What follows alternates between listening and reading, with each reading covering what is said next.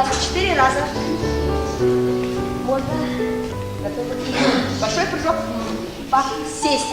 И раз, и голова, и голова, и па, и раз, и два, и три, и четыре. Абракадабра, и ра-ба-ба. Раз, большой прыжок, и ба-ба. О, тяжело. Тяжелый случай, да? Давайте. Вы что ли, да? А что случилось? А что делать?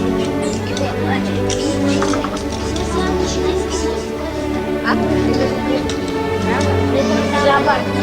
Зоопарк? Уходили в зоопарк?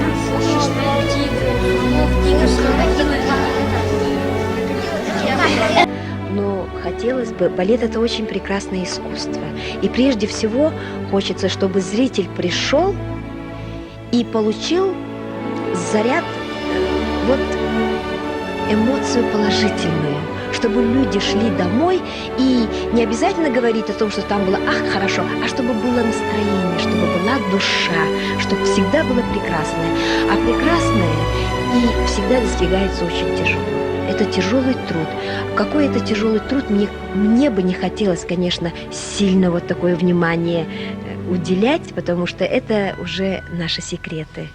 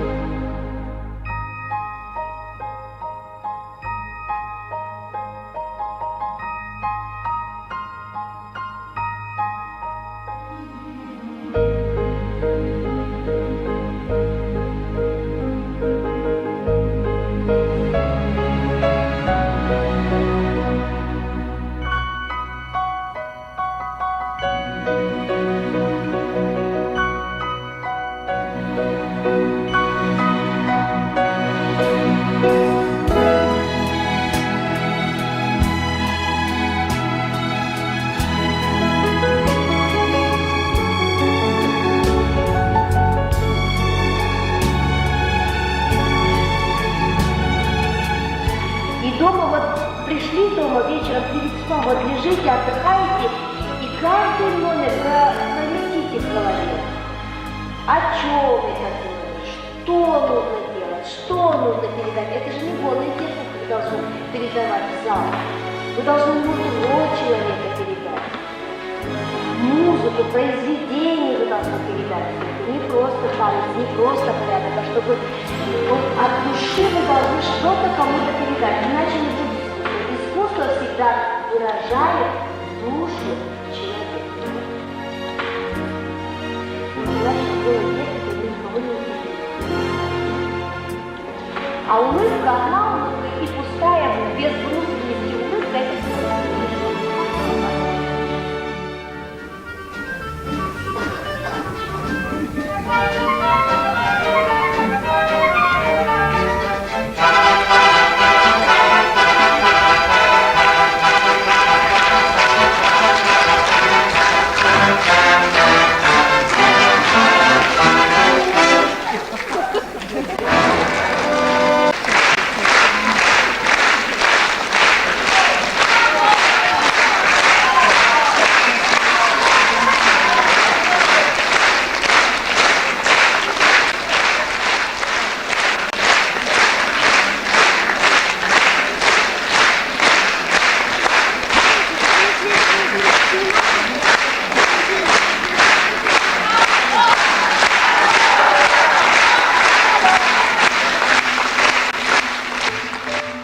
Хореографическое училище – это страшно сложный организм.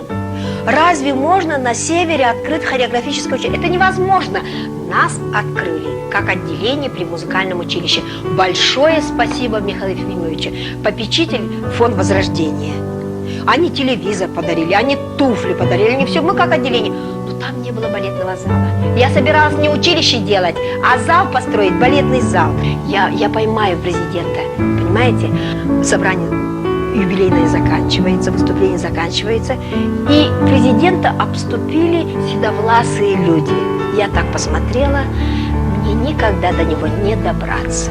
Я выхожу, спускаюсь, и вдруг кто-то дышит здесь. Я оглядываюсь, Михаил Ефимович, и больше никого. Ой, Михаил Ефимович, я стал тараторить, вы меня знаете? А он говорит, успокойся, Наташа, что случилось? Говорит, конечно, я вас знаю. Я говорю, вы знаете, мне очень надо, чтобы вы меня приняли. На несколько секунд. Я буквально весь проект вам расскажу. Такая настойчивость понравилась президенту, и он назначил ей время. Но тогда встречи не произошло. Михаил Ефимович срочно улетел в Москву. Надо отдать должное первому президенту республики. Свои обещания он никогда не забывал и, вернувшись из столицы, сам посетил музыкальное училище. До этого я позвонила Будимиру Дмитриевичу. Говорю, Будимир Дмитриевич, вот я только вас знаю, посоветуйте, как встречает президент. Он сказал, концерт надо делать, то надо, ужин надо, обед надо, ну что. А он говорит, Михаил Ефимович очень пунктуальный, в 4 часа точно придет. Наташа, ты коротко приготовь, он, наверное, у тебя будет минут 10-15, долго не будет.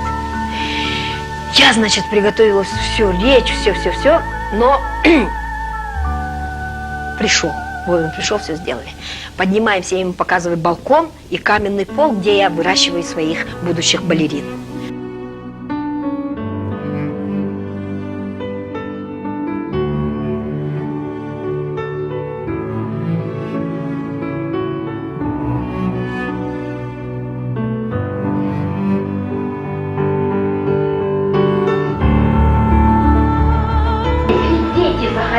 Они на месте здесь же могут быть очень высокообразованными детьми, если у них есть желание огромное со стороны родителей, со стороны детей. А со стороны педагогов дается все, чтобы могли они выйти высокопрофессиональными артистами балета и еще наряду с этими музыкантами и теоретиками.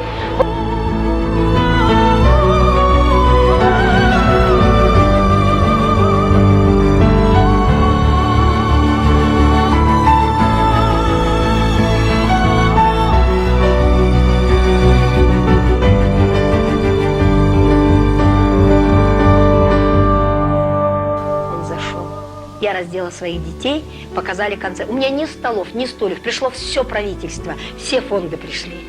Простояв на ногах получасовой концерт, Николаев тут же провел выездное заседание правительства, на котором и было решено построить в Якутске хореографическое училище.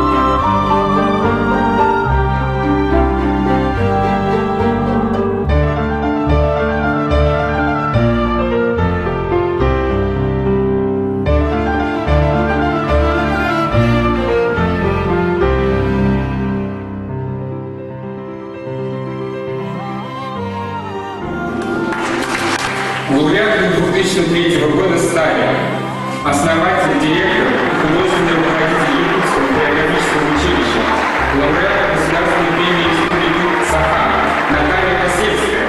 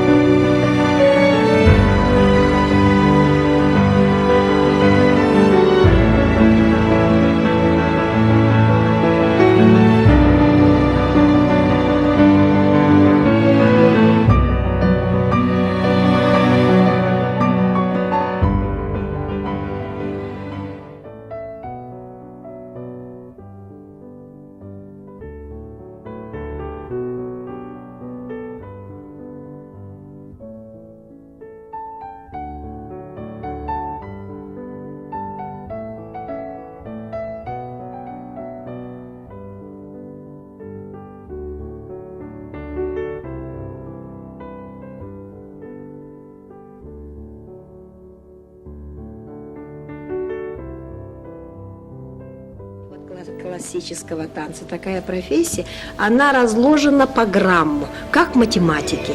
Нас сравнивают с математикой. Абсолютно. Взгляд, подбородок, поворот головы. Ее не так не сделаешь, не так не сделаешь, не так не сделаешь. Понимаешь? Точно.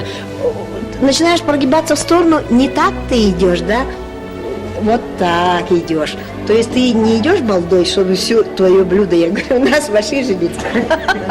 Вот, поэтому балду мы поворачиваем. Посмотрели на руку, вот сопроводили и отвернулись. Уже танцевальность, видите, да? Или вот балда не смотришь, и вот так вот, этот сам. А есть дети, которые от души светят, танцуют.